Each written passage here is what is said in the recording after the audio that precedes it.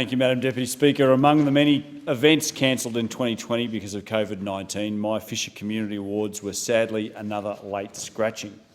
All of the finalists had been nominated by my community, the winners chosen by our judges, and the invitations were just going out when the pandemic shut us down.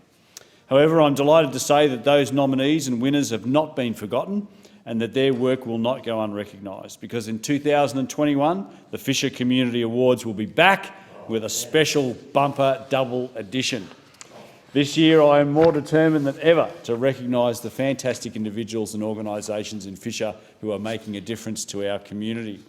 At a time when their contribution is even more important, I want to celebrate the people who have changed lives during a global pandemic among our students, our businesses, our community groups, our healthcare providers and our aged care residences. I'll be opening nominations for the 2021 round of the Fisher Community Awards in mid-January via my website. In March 2021, I'll recognise both the 2020 and 2021 winners with presentations for both years' awards.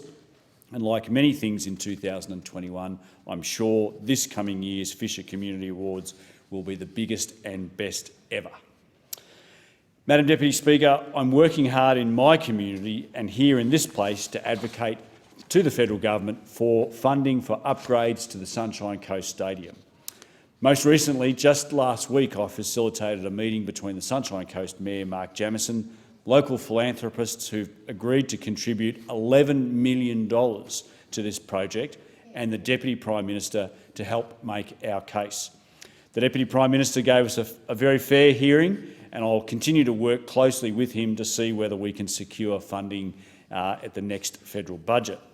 However, the Sunshine Coast Council have been placed under unnecessary pressure to get this project underway because of the underhanded tactics of the Palaszczuk Labor state government.